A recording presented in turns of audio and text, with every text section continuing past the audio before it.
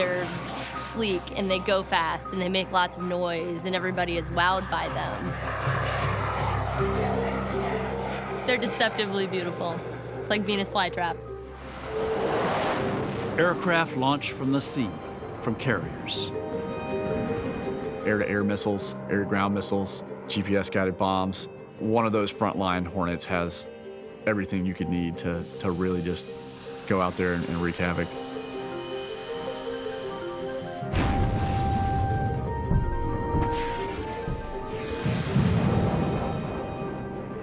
These aircraft have left their mark on America's history in ways that few of us know.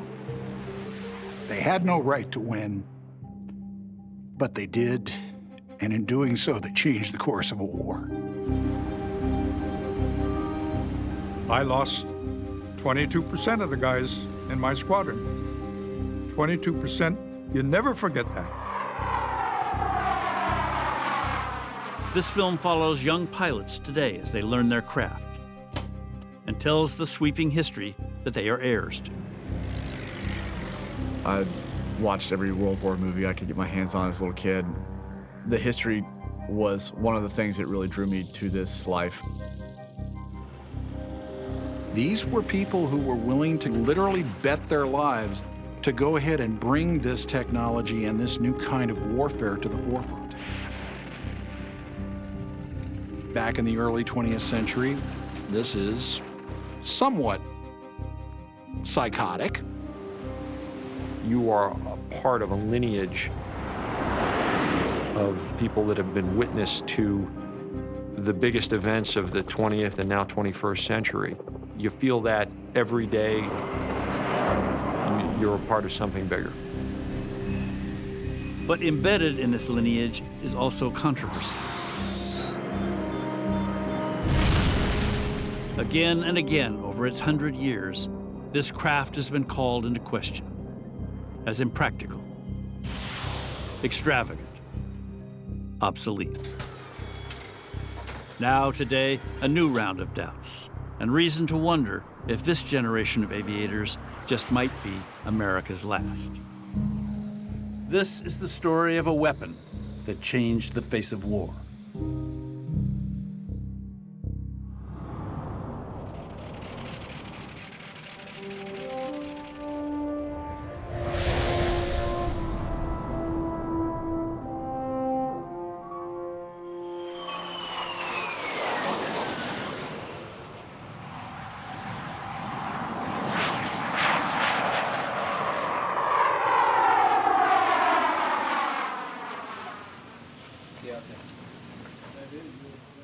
We did our cross country to Vegas. She's a good instructor. I started racing dirt bikes, actually. I kind of want to be a professional dirt bike racer, and then quit the racing, went to college, and decided to come in the Marine Corps. And best decision ever made. Yeah. Should be pretty cool.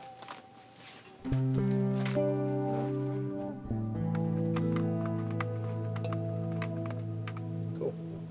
Y'all following him out? Good luck. Thank you.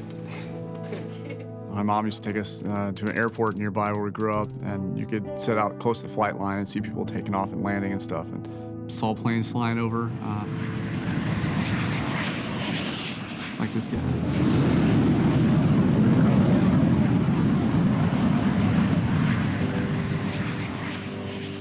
It kind of captivates a young mind, I think, and it definitely grabbed me early on. I tell a student, you know, hey, what am I going to teach you how to do here? I want you to learn how to taxi, take off, go out and do something, and you're going to come back and land. And you're going to do that on land, and you're going to do that on a ship.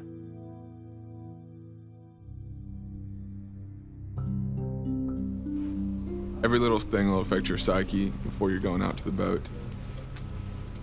You're going over the entire flight 500 times in your head long before you even get there.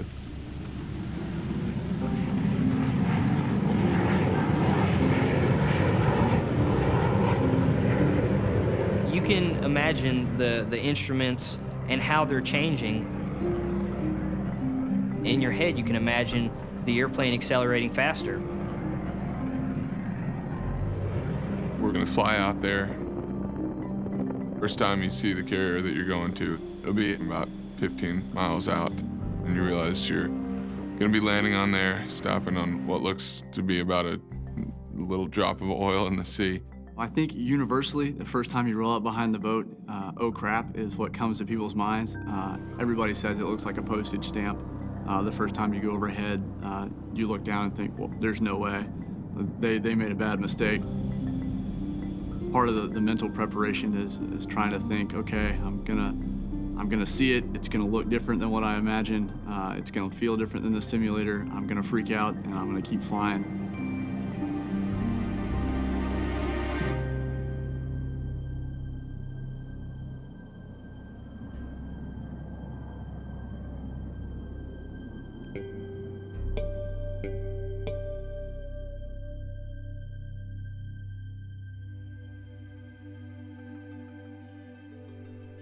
In the early 20th century, Americans flocked to air meets to witness with their own eyes a man take to the sky.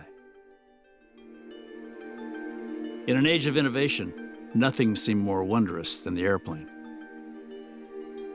These air meets would draw people from all walks of life. It was real popular because here they have these aircraft flying, buzzing around. Oftentimes there were accidents which were almost as appealing as the flying itself.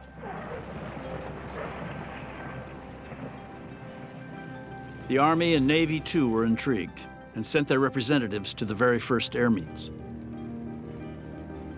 The Army instantly saw the potential of flight and began purchasing airplanes. The Navy, though, was at a loss. The idea of using a flying machine on the open sea was beyond almost everyone's imagination. Everyone except a middle-aged naval officer, convinced that planes and ships working together could become a powerful new weapon. Captain Washington Irving Chambers is sort of an unlikely champion of aviation. He's a product of the 19th century, traditional naval warfare. He graduated from the Naval Academy not too far removed from the Civil War. But Chambers really expressed an interest in aviation. He wanted to look into it and study it. That's why he traveled to some of the air meets that were happening. He would go there to see what the latest technology in aviation was.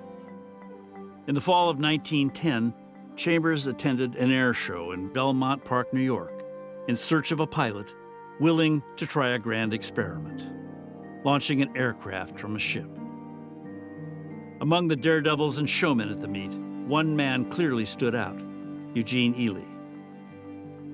Most people think early aviation, they think of aviators in these, leather jackets and flowing scarves and everything. And Ely, he just doesn't look the part of the dashing aviator. If you look at the pictures of him performing these feats, he was wearing a standard business suit. He had a bicycle inner tube wrapped around him for flotation. He wore a primitive football helmet. He's from Iowa, as far away from the ocean as you can possibly imagine, and someone who really didn't really care for the water and didn't really like swimming. But when Chambers proposed the idea, Ely, the man who didn't like water, couldn't resist. In addition to being a pretty good pilot, Ely also had a surprising eye as an engineer. He gets the idea that he can build a wooden flight deck on a warship, like a cruiser or a battleship, and actually get it going fast enough that if he flies his airplane off the end of it, he can actually get it into the air and safely maneuver it. Well, back in the early 20th century, this is somewhat psychotic. Soon after their meeting, Chambers outfitted the cruiser, the USS Birmingham, with a makeshift wooden deck. Built to Ely's specifications, the platform was only 83 feet long and 24 feet wide.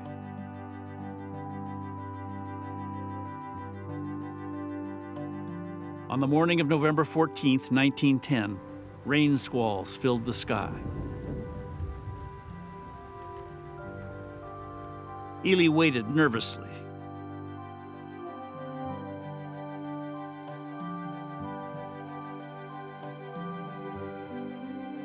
Finally, at 3 o'clock in the afternoon, the weather cleared. So Ely climbed aboard and revved up the engine as much as it would go. And as he went over the edge of the deck and out over the water, he actually descended a little bit quicker than he thought. He thought he might crash, and the wheels actually grazed the water as he took off from Birmingham. But picked up enough flying speed that the wind went beneath the wings, developed some lift, and he was able to take off and fly to shore. Chambers was pleased, but he knew the hardest part was yet to come: landing a speeding airplane on a rolling ship. Again, Chambers relied on Ely's practical know-how.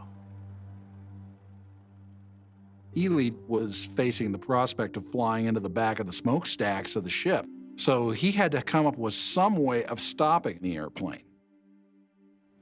So what they did is they had sandbags connected by ropes, and these ropes were strung across the wooden deck at a series of intervals.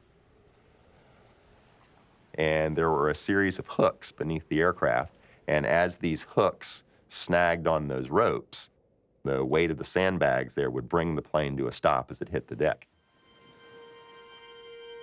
The weather on January 18th, 1911 was cold. Ely flew from an air meet to the USS Pennsylvania, 10 miles offshore. Eugene Ely made his approach to the cruiser Pennsylvania and successfully got into what is now referred to as the proper glide slope.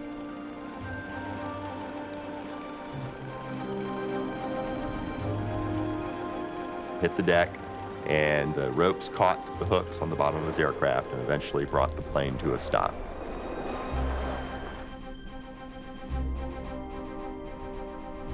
And it was just an amazing event.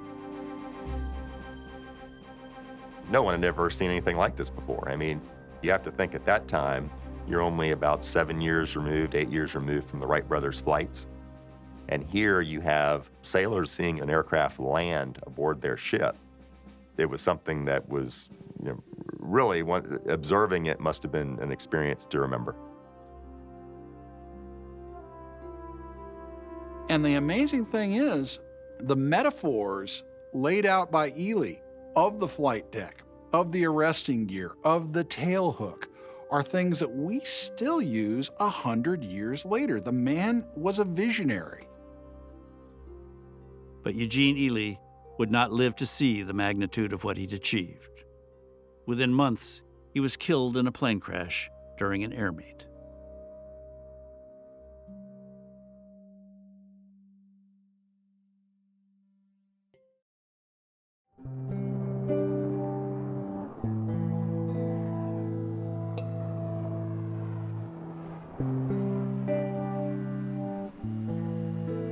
My father was an A6 intruder guy. So as a young one, I got taken to lots and lots of air shows.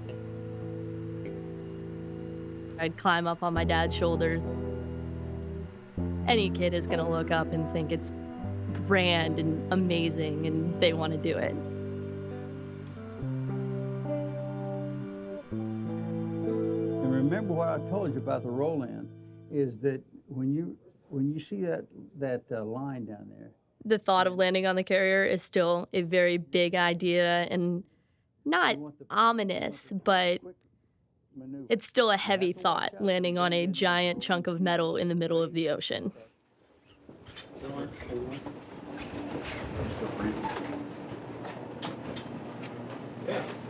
Yeah, second to last flight for head off to the boat on Monday.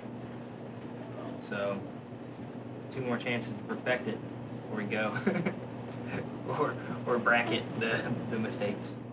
When you're preparing to go to the carrier, all the students will grow a mustache. It's kind of maybe a little bit of a badge of courage around the squadron that you're far enough in the program that they're going to let you go to the boat. Some of the fine young gentlemen going out to the boat are not quite as gifted in the mustache growing department, I guess. Some of them look exceptionally creepy. I'm not a mustache guy, but then it doesn't help that my mustache is blonde, so it's not coming in too great, but. Unless you're a very special girl, you are not going to grow a mustache. But I have every intent of either finding like some like stick-on mustache, or I'm just gonna draw it on every day because, you know, you gotta run with the guys. Oh, have you seen the one with the Russian guy? I mean, when I'm at work, I'm one of the dudes. When I get home, it's hair down, skirts, dresses. I like being a girl, and I've found myself to end up being more feminine now than I used to be because it's almost like recharging the estrogen levels when I get home.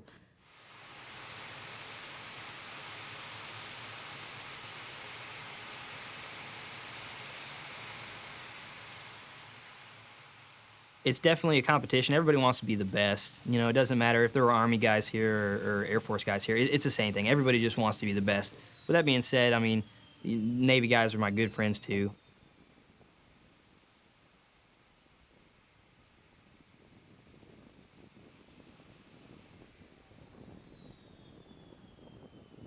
There's always a little bit of a rivalry between the Navy and the Marines. Jordan and I are pretty good friends. We've gone through all of flight school in Kingsville together. We classed up back 14 months ago and pretty much been flying together. Yeah, me and Rob, we started ground school day one in this building together and went through everything pretty much together. 107, that looks good. Probably a little. Anytime I was having issues, I would go talk to Rob, and Rob would get me straightened out. So And, we can keep working at Joker, but at Bingo, no kidding, it's time to knock it off and point toward home. We're creating a tactical jet naval aviator. Certainly most of the aviators coming through our program are likely to see combat, and yes, they'll be ready.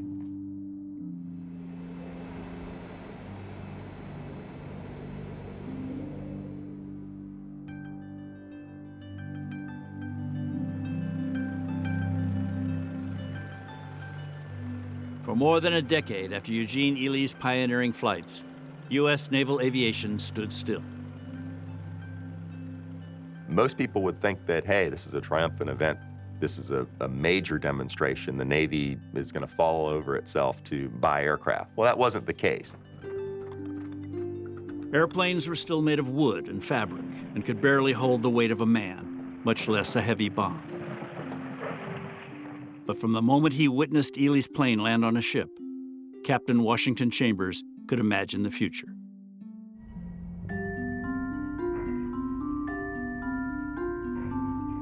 Chambers could look down the pipeline and see that there were tantalizing new technologies beginning to appear on the horizon. New materials like aluminum, new structures like monocoques, new fuels like high-octane gasoline. Planes were going to get faster, they were going to go farther, they could lift more. They were also going to be more deadly and more maneuverable.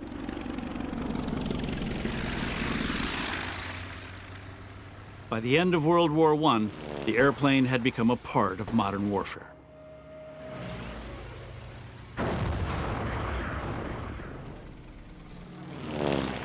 The British were the leaders, but the Americans were anxious to catch up.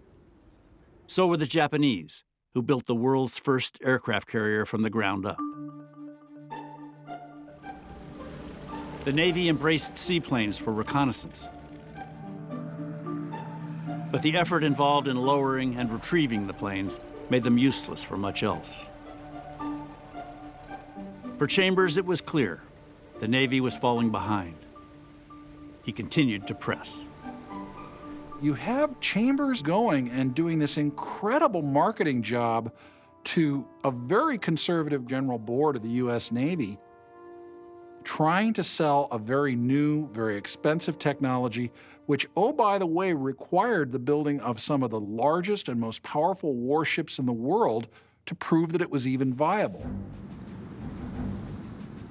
For the Navy brass, carrier aviation was a distant fantasy. Nothing could replace the king of their fleet, the battleship.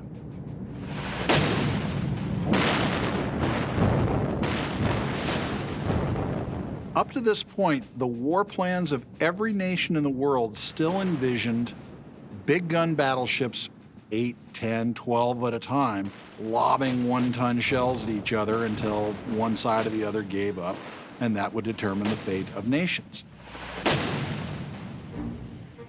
The final push towards carrier aviation came unexpectedly. Not from inside the Navy, but from an inter-service rivalry fueled by a brash Army general named Billy Mitchell. Mitchell had been in charge of all America's airplanes in World War I, an experience that forever changed his vision of war. If you look at World War I, it was just a horrific experience. You had trench warfare, people killed by the thousands and hundreds of thousands.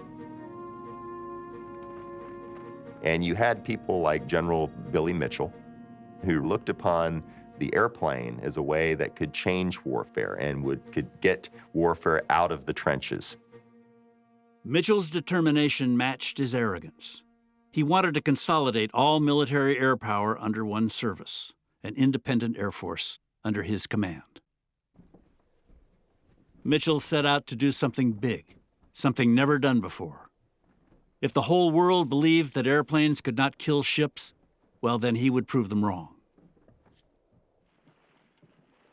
In July of 1921, he orchestrated a show for decision-makers in Congress.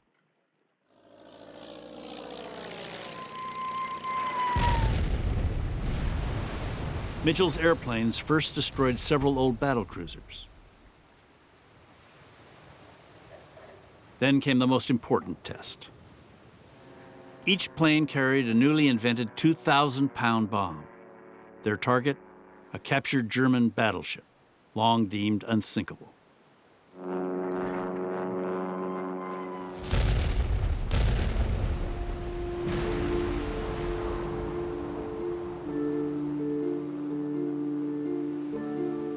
This was a triumph for Billy Mitchell, and it achieved the exact opposite of what he wanted. It triggered in Navy leadership a decision to look at, hey, we have this air power advocate, General Billy Mitchell, and if we don't embrace aviation and look at aviation as an adjunct to the fleet, then we may have an independent Air Force on our hands and also may have a Navy that's greatly diminished.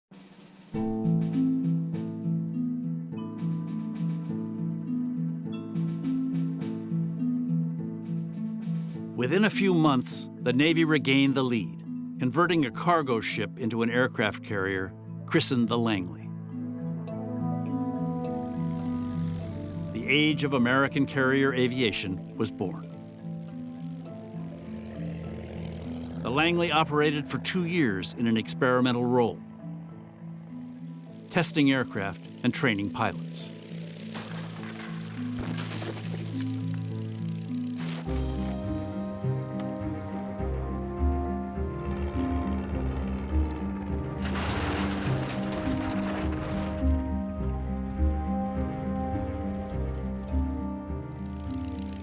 We like to talk about the golden age of naval aviation in the 20s, where we had wooden airplanes and iron men. These were people who were willing to literally bet their lives to go ahead and bring this technology and this new kind of warfare to the forefront. It was hard, and it was dangerous, and a lot of naval aviators died. And this is really where the reputation of naval aviation began to be built. The naval aviators of the interwar period are very much characters out of the movies. Yeah, they had silk scarves. Yeah, they had leather jackets and flying helmets. Yeah, they had steely-eyed looks, and they were handsome, and they did daring deeds. They were, for lack of a better term, the macho men of their time. The guys that had no fear, just as they were confident in their own capabilities, set apart from those that preferred to keep their 2 feet on the ground. I guess the word is probably ego. Probably ego. It was probably what got me into it. I want to be a big shot. The image of a naval aviator was a red convertible, top down, with a beautiful blonde alongside. Who could want anything else?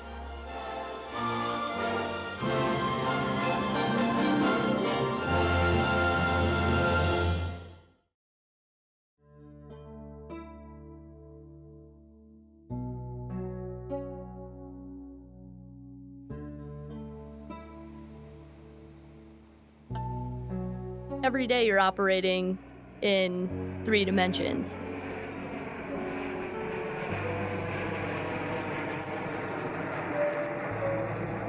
You don't have time to we call it breaking out the book and read and see what the problem is and fix it. You just don't have time to do that. So if you don't have things memorized cold, you can't put them into action quick enough.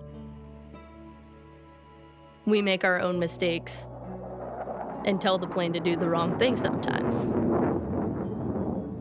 If things go wrong, they can go really wrong.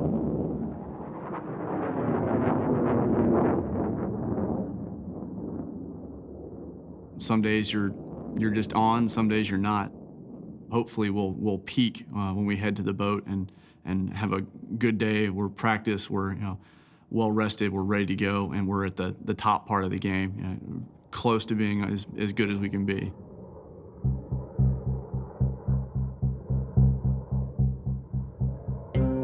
So they're going to move it in 500-pound increments when you give them the signals. So palm up like that, and then the palm down, horizontal is move it down.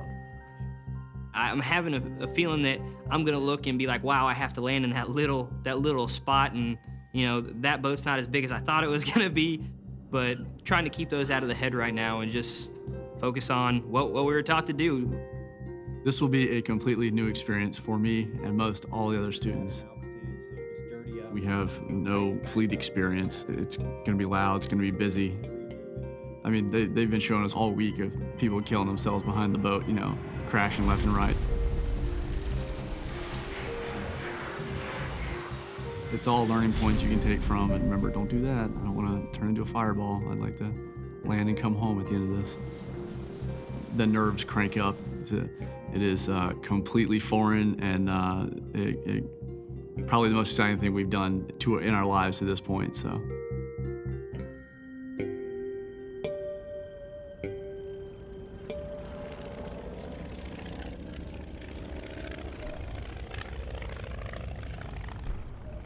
In the mid-1920s, the Navy had just one small carrier, the Langley.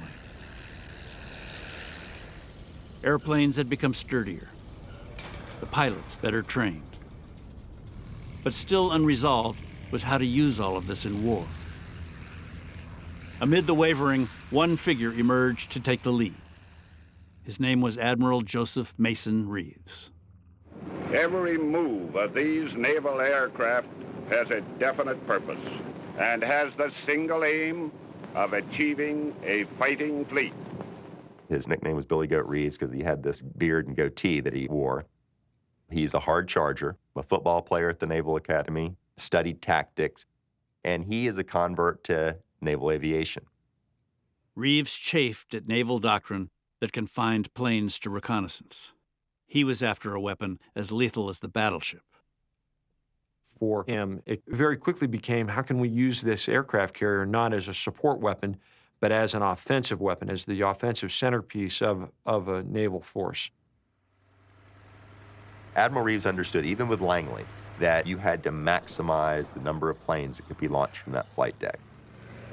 Bringing the most intense concentration of firepower onto a target as possible.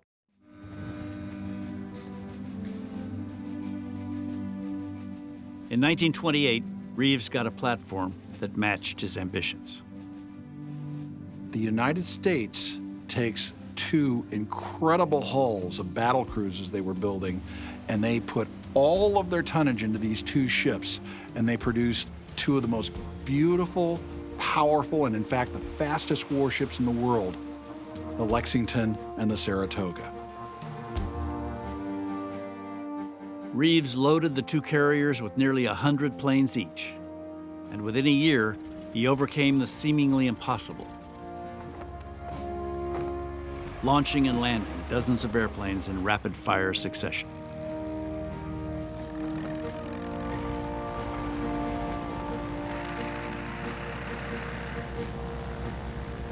It's a jigsaw puzzle. It's like baseball. It's a game of inches.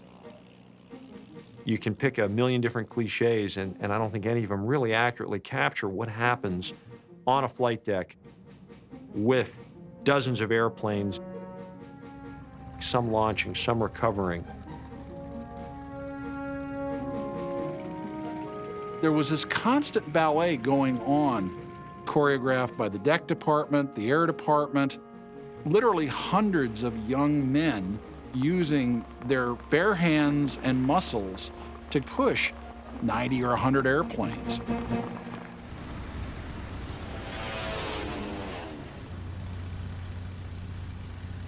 New and better planes were in the pipeline. The Curtiss SBC-4 Helldiver could carry a 1,000-pound bomb almost 600 miles. The next challenge, delivering the bombs with more precision. And for that, they invented dive bombing. Dive bombing is a technique that was developed by the Navy because it provided a very accurate way of bombing a pinpoint target. And ships are pinpoint targets. The planes come in at about 10,000 feet and then pushes over into a steep dive. And when I say steep, meaning going straight down. Inside of the cockpit, they often flew with their canopies open. As the airplane would push over, the visceral feeling of being lifted out of your seat and hanging from your straps, looking through a very simple reflectored gun sight.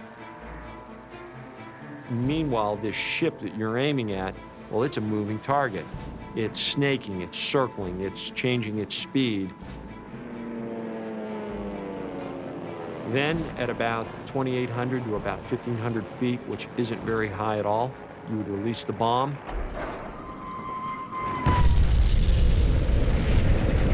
And then immediately pull in excess of anywhere from 4 to 6 or 7 Gs to come out of that dive.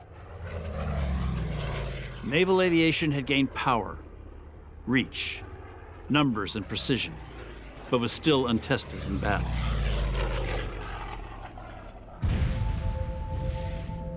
Starting in 1929, the Navy began a series of war games called fleet problems that put Reeves's theories to the test. None proved as prophetic as the vast Pacific exercise known as Fleet Problem 13. On February 7, 1932, the carriers Lexington and Saratoga peeled away from the fleet and sailed towards Hawaii. 152 planes were dispatched to attack Pearl Harbor with dummy bombs. In the mock assault, they pounded the airfields and port facilities. And why it's so important is because it showed that the carrier could operate independently and operate as its own task force and did not need to have the battle line there for support. And it showed the offensive firepower of the aircraft carrier. The Navy minimized the risks of an attack by carriers. For the next decade, the old strategy stayed largely unchanged. These are tough times. This is the Depression. We had existing battleships. They were there, they were paid for, we knew exactly how to employ them, and they worked. But Fleet Problem 13 did not go unnoticed. Across the Pacific, the Japanese studied it closely.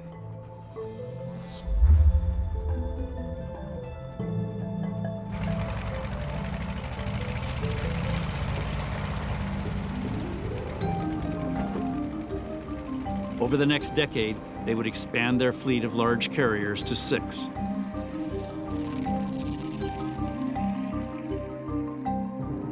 They would build the Zero, a state-of-the-art fighter plane. They would train 3,500 naval pilots.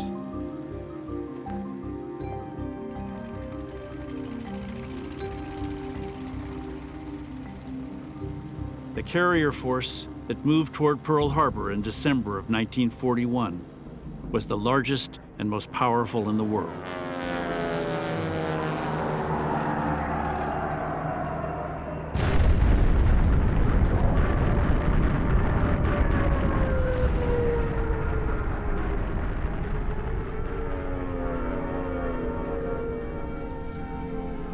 In a bitter irony, Pearl Harbor would stand as the first real-world proof that carrier aviation was the next superweapon.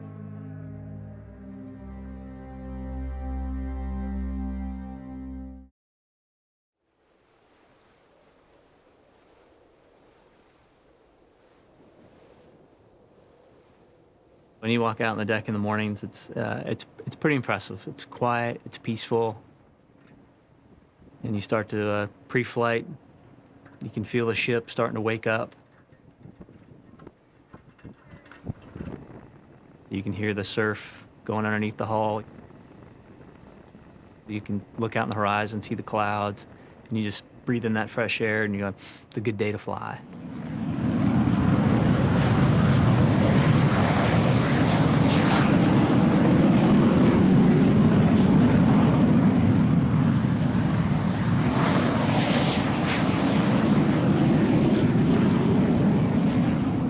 Flew out as a division, a flight of 4, and everybody that was qualifying was solo, and that's another appeal to what we do, is that you get to go out there alone. It's on you. Everybody says that your reputation, it doesn't matter how well you fly in the air, your reputation that everybody hears about is how well you land on the carrier.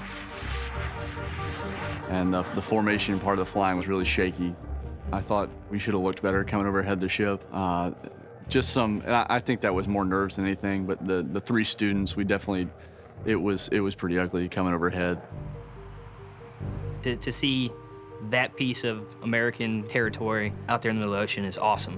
The first time when you're coming over and you look down, you kind of get the chills. I don't know if they were nervous chills or just, but wow, it makes you very humble. When you get out to the boat, pretty much just spend 10 minutes giving yourself this like once-in-a-lifetime pep talk. And next thing you know, towers calling you down to get set up for landing.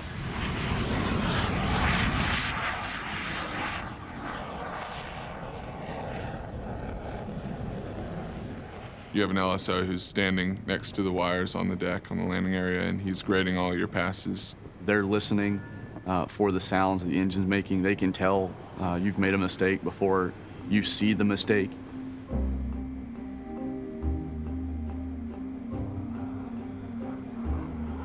Rolled out, ball was a little high to begin with, and to keep it safe, bumped up the power a little bit. The landing area is angled to the left of the center line of the ship. So anytime you roll up behind the ship, the landing area is actually moving away from you, not just away from you, but to the right. So you're always lining up a little right. You'll see the plane kind of undulate. You'll see black smoke shooting out of the exhaust because you're in there fighting.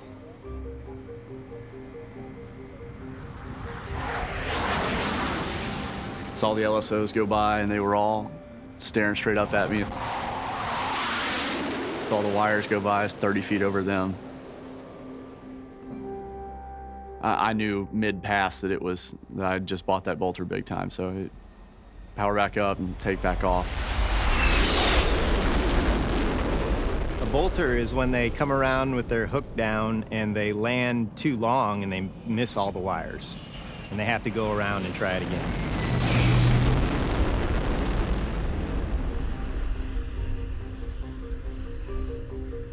The first trap was kind of a rough pass for me. Rolled out, center line. I believe it was a good start to a little high in the middle and trying to chip it down to a little high at the ramp.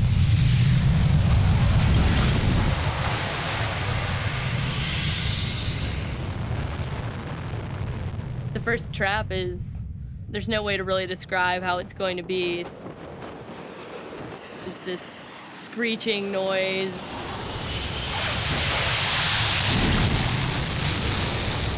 Your body gets thrown forward in your seat. When you get that feeling, it's nice because you know you're in fact stopped and on the boat. First attempt at stopping on the boat, made it. They taxi me over to get fuel, and you're still shaking, your foot's sitting there pulsing, and they taxi you up to the cat, shoot me off.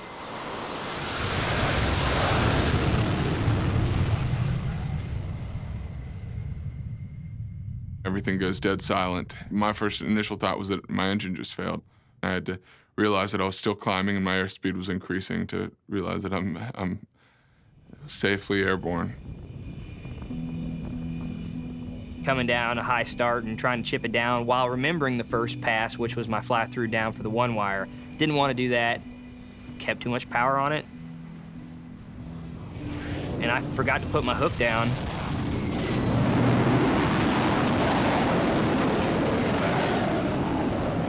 And around I went, so. Second day, the fangs came out a little bit more. I guess the cockiness came out maybe. Jordan Meredith, one of my good buddies, he had a better second day, but it ended up being, I edged him out just by a little bit.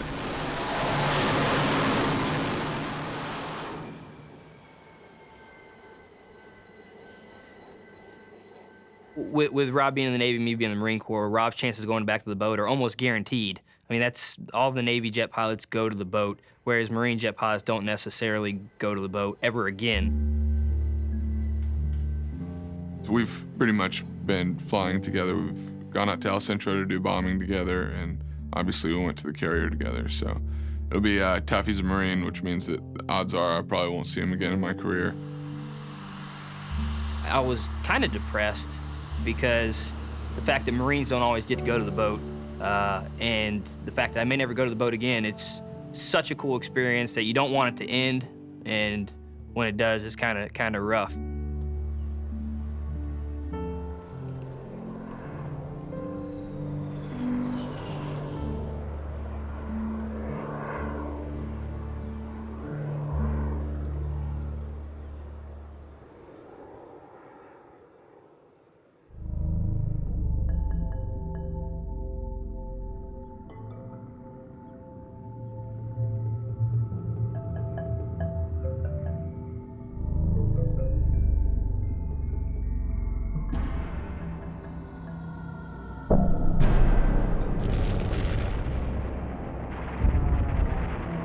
The devastation at Pearl Harbor was the work of carriers.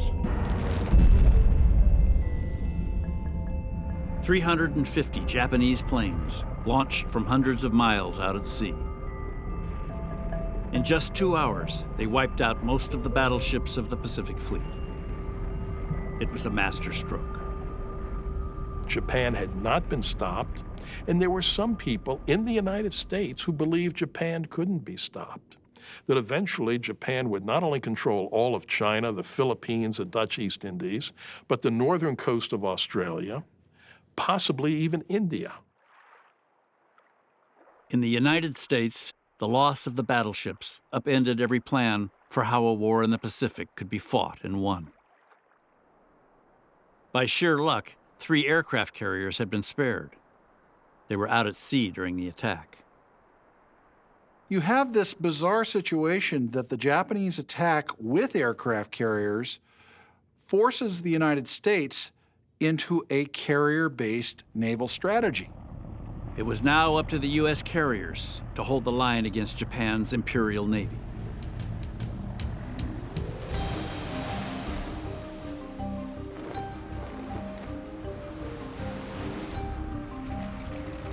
In June of 1942, the Japanese fleet moved toward a pair of small American-held islands in the Pacific.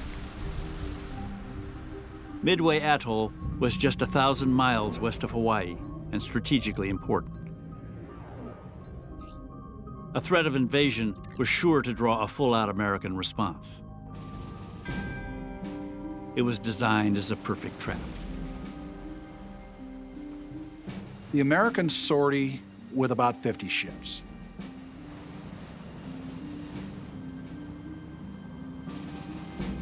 Three of them are aircraft carriers. They're facing off against what looked to be impossible odds.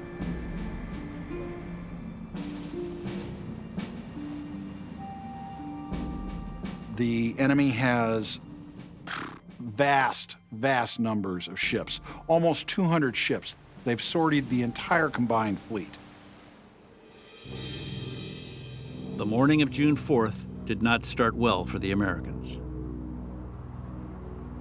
radar on Midway began tracking 107 incoming Japanese planes. Within minutes, every operational U.S. plane was in the air. The Japanese bombers swept through the defenses.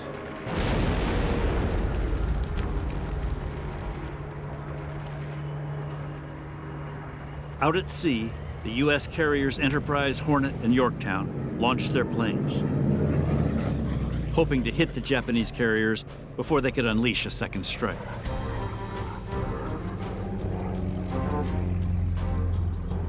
Three squadrons of TBD Devastator torpedo planes reached the Japanese fleet. Flying at wave-top level, they were easy prey for anti-aircraft fire.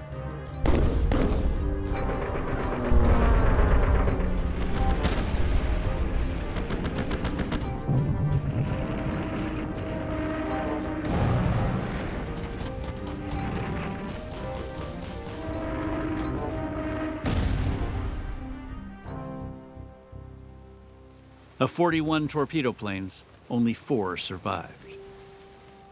Not one torpedo scored. The early strikes that morning, both from Midway and from the American carriers, suffer crippling losses. The casualties were just insane.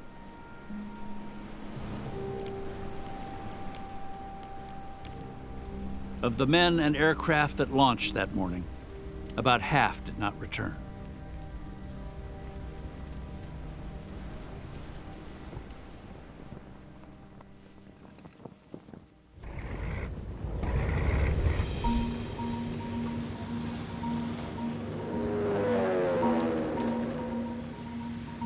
Meanwhile, 2 squadrons of SBD Dauntless dive bombers launched from the Enterprise in search of the Japanese carriers.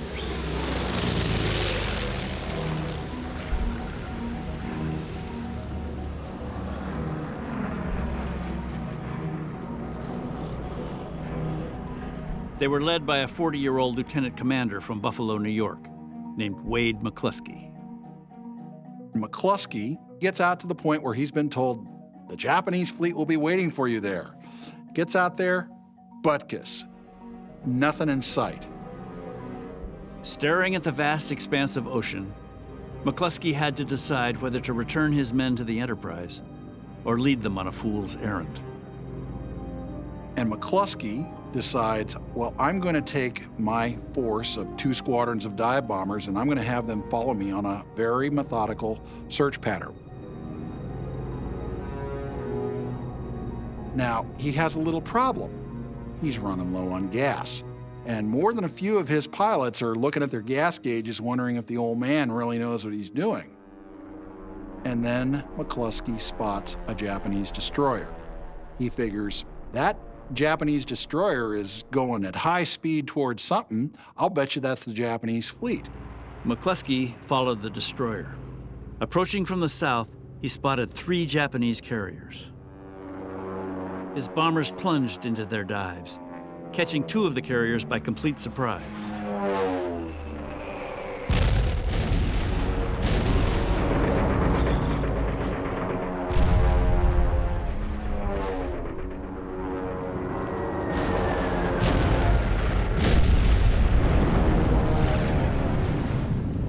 Minutes later, a 3rd U.S. squadron stumbled on the scene and attacked.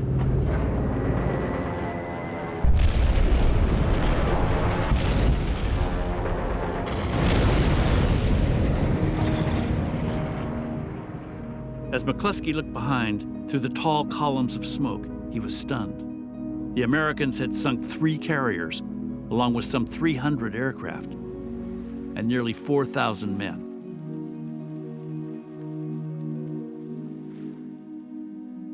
That man and that action took the Japanese Navy essentially out of the war at that moment. The Japanese have gone from an absolute position of supremacy to they never go on the offensive ever again. And it all came down to about 4 dozen dive bombers.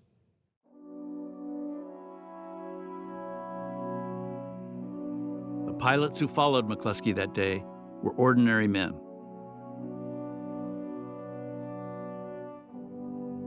Many were newly enlisted.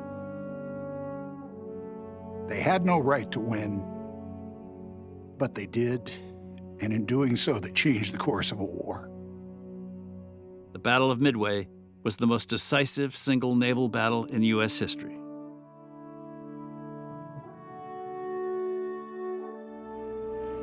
Over the course of World War II, Navy airplanes would provide the dominant firepower in every important battle in the Pacific.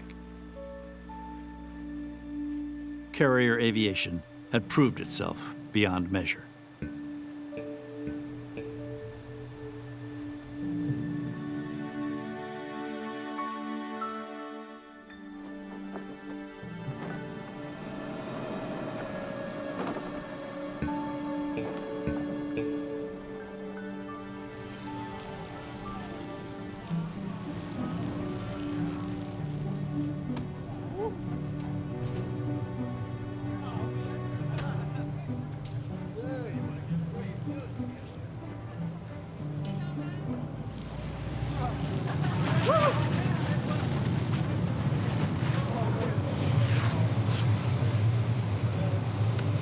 Congratulations, real proud of you. Well done. Keep that.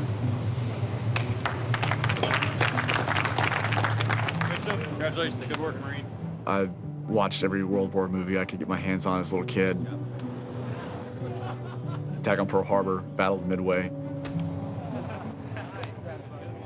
The history has shown that even small carrier forces can bring a lot to bear. The way things are, one person can change history, basically. So it's a very large responsibility. What you got there? Nice set of wings. It's a nice finish to a lot of hard work. So, yeah, it's definitely a good time. I let them bask in the glory of it for a day, and then it's like, guess what? The next challenge is ahead of you.